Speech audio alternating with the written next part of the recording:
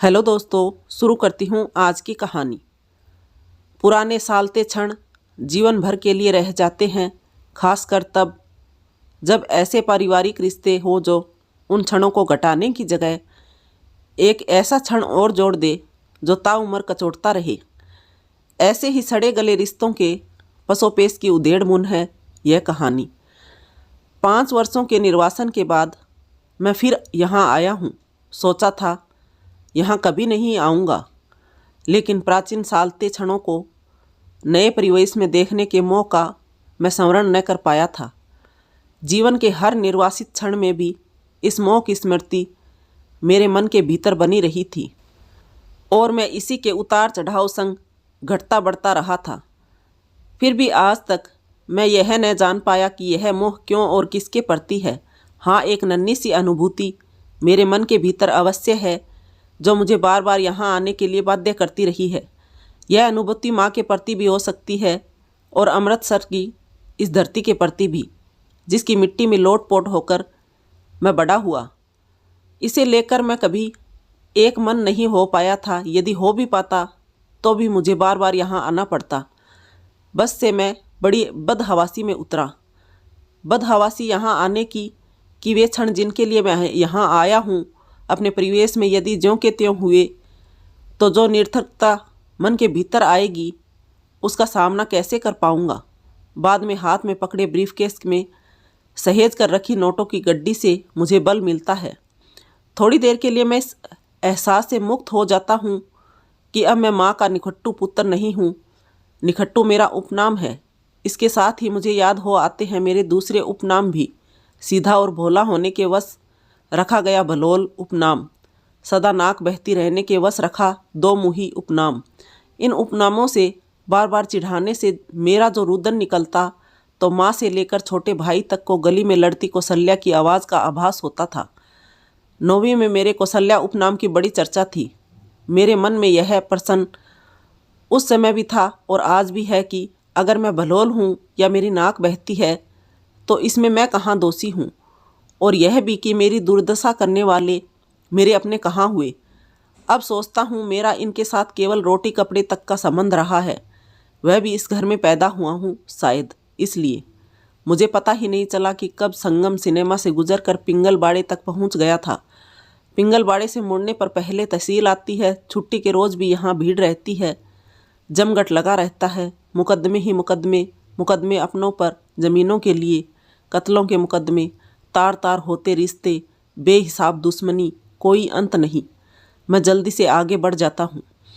आगे वह cricket ground आता है जिस पर मैं बचपन में अपने साथियों संग क्रिकेट खेला करता था। माँ कहती क्रिकेट ने मेरी पढ़ाई ले ली। मैं कैसे कहता कि एक ही कमरे में सबके सोने का बंदोबस्त, रात भर सबके खर्राटों ने मुझे पढ़ने नहीं दिया था।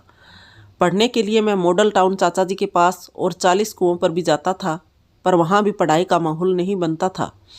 धीरे धीरे मैं पढ़ने में खंडित होता गया था। परीक्षा परिणाम आया तो मैं फेल था। पढ़ने के लिए जब फिर दाखिला भरा तो बड़े भाई का मत बड़ा साफ था। तुम्हें अब की बार याद रखना होगा, व्यक्ति कारखाने में पैसा तब लगाता है जब उसे लाभ दिखाई दे। विडंबना देखिए, जब यही बात राजू भाई ने इन्हें कही थी तो सबके समझाने और मनाने पर भी पढ़ाई छोड़ दी थी। राजू भाई केवल यही चाहते थे कि कुक्कू का चक्कर छोड़कर अपनी पढ़ाई पर ध्यान दे। आज वही शब्द कहने से वे बिल्कुल नहीं हिचकिचाए थे। राजू भाई ठीक कहते थे। जिस बात का विरोध आज हम अपनी जान देकर करते हैं, कोई समय आता है हम परिस्थितियों द्वारा इतने असहाय होते हैं कि उसी बात को बिना शर्त स्वीकार कर लेते हैं। उस समय उनकी यह बात समझ में नहीं आई थी, आज समझ में आती है। मैंने भी पढ़ाई छोड़ दी थी, इसलिए नहीं कि मुझे उनकी बात समझ में आ गई थी, बल्कि इसलिए कि बड़े भाई के शब्द मुझसे सहन नहीं हुए थे। बड़े भाई को भी शायद राजू भाई के यही शब्द सहन नहीं हुए होंगे। हम दोनों एक दूसरे की बात सहन कर लेते तो शायद हालात दूसरे होते। देखता हूँ क्रिकेट ग्राउंड भी अब वहाँ नहीं है। सोचा था जब मैं वहाँ पहुँचूँगा तो बच्चे पहले की तरह खेलते मिलेंगे। उनको खेलते देख मैं अपने बचपन के दिनों को याद कर लूँगा। वहाँ एक सुंदर बंगला हुआ करता था और भी कई सुंदर बंगले बन गए थे। मैं किसी को कुछ कह नहीं सकता था, बच्चों के उल्लास तो आए दिन ख़त्म किए जाते हैं। बड़े भारी मन से मैं अपनी गली की ओर बढ़ता हूँ। गली के मोड़ तक आते आते मेरे पाँव ढीले पड़ जाते हैं। आगे बढ़ने की इच्छा नहीं होती। गली के लोग मुझे निकट्टू नाम से जानते हैं। मुझे देखते ही आग की तरह यह खबर फैल जाएगी, न जाने समय के कौन से क्षणों में मेरा नाम निकट्टू पड़ा था। इस नाम से पीछा छुड़ाने के लिए मैंने मोटर मैकेनिकी, कुलीगिरी, रिक्शा चलाने से लेकर होटल में बर्तन मांजने तक के काम किए, पर इस निकट्टू नाम से पीछा नहीं छूटा। चाहे तन से सुंदर कपड़े और नोटों से भरा ब्रीफकेस मुझे एहसास दिलाता है कि अब मैं माँ का निकट्टू पुत्र नहीं रहा हूँ। जानता हूँ मैं मन की हीन भावना से छला गया हूँ। यही भावना मुझे बल देती है। गली में झांक कर देखता हूँ कि जिस बात की अपेक्षा थी वैसा कुछ नहीं था। गली में मुझे कोई दिखाई नहीं दिया। सब कुछ बदल गया था। महाजनों का घर और बड़ा हो गया था। पहले होजरी की एक मशीन हुआ करती थी, अब बहुत सी मशीनें लग गई। गली भी पक्की हो गई है। मनसों की भैंसों के कारण जहाँ गंदगी फैली रहती थी, मुझे गली में कहीं भैंस दिखाई नहीं दी थी। घर के समीप पहुँचा तो मैं चकरा गया। हमारा घर कहाँ गया? उसकी जगह खूबसूरत 2 मंजिला मकान खड़ा था। मैंने इधर उधर देखा कि कोई पहचान वाला मिले तो पूछूं कि दिनेश साहनी का घर यही है। एकाएक ऊपर लिखे साहनी विला पर मेरी नज़र पड़ी। दरवाजे पर एक और बड़े भाई के नाम की तख्ती भी दिखाई दे गई। भाई के नाम के नीचे लगी घंटी दबाने पर किसी अनजान महिला ने दरवाज़ा खोला। वह कपड़ों से नौकरानी लग रही थी। मुझे देखकर शायद वह यह पूछती कि आपको किससे मिलना है, कि इतने में कौन है, कहती हुई माँ दरवाजे तक चली आई। मुझे देखकर आश्चर्य के भाव उनके चेहरे पर आए, फिर सामान्य हो गई। मुख से निकट्टू निकलते निकलते रह गया, पर निकला नहीं। माँ को देखकर नौकरानी सी लगने वाली भीतर चली गई। माँ ने दरवाज़ा पूरा खोल दिया। मैं उसको प्रणाम करने के बाद बड़े अनमने भाव से भीतर चला आया। कदम रखते ही आंखें चुंधिया गई। पूरे कमरे में ईरानी कालीन, एक और बड़ी सी डाइनिंग टेबल, दरवाजे के पास चमकदार फ्रिज, एक तरफ सोफ़ा व बेड, गद्देदार कुर्सियाँ और टीवी के पीछे वाली दीवार पर मोतियों से बनाई गई एक औरत की आकृति फ्रेम की गई थी। मैं आगे नहीं बढ़ पाया। न ही माँ ने मुझे बढ़ने के लिए कहा, बैठने के लिए भी नहीं कहा। मैंने महसूस किया कि मुझे बैठाने से ज़्यादा उसको यह बताने की चिंता है कि सारा सामान, जिसे देखकर मैं हैरान हूँ, कहाँ से और कैसे आया है। माँ बोली, ये सारा सामान दिनेश ने फॉरेन से मंगवाया है। यह ईरानी कालीन अभी पिछले महीने ही आया है। टीवी और फ्रिज बहुत पहले आ गया था। पूरे 10 लाख रुपए लगे हैं। मैंने महसूस किया मेरे ब्रीफकेस में पड़ी रकम एकदम छोटी है। जो रकम माँ ने बताई थी उससे 2 गुनी छोटी। इन 5 वर्षों में जो क्षण मुझे सालते रहे हैं वे और बड़े हो गए हैं। जाने कहाँ से पीड़ा की एक तीखी अनुभूति में भीतर से उठी और भीतर तक चीरती चली गई।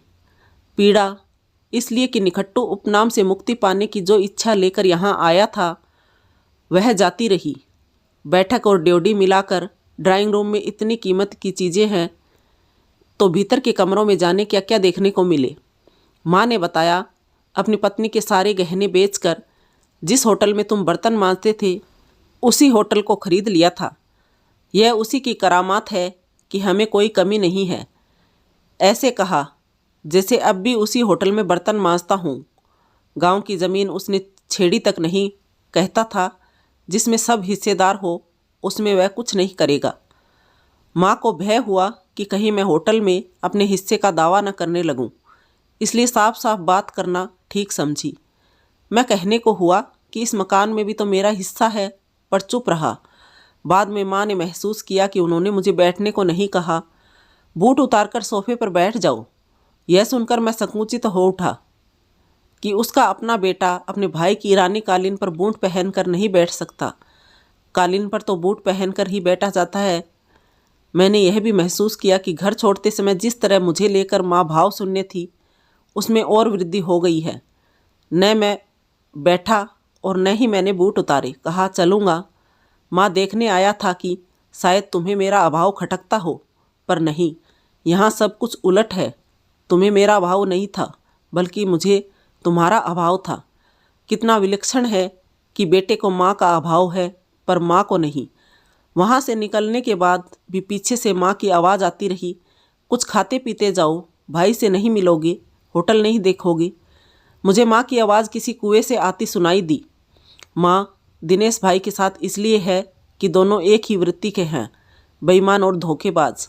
मैंने तो यह महसूस किया कि अब तक के सालते क्षणों में कुछ और क्षण समावेश कर गए हैं, और यह भी कि क्षण यदि खुद में बदल भी जाए तो निरर्थकता और बढ़ जाती है, जो आदमी को जीवन भर सालती है। तो दोस्तों, कहानी कैसी लगी? पसंद आई हो तो लाइक करें, कमेंट करें, शेयर करें, सब्सक्राइब करें। Thank you for watching my channel.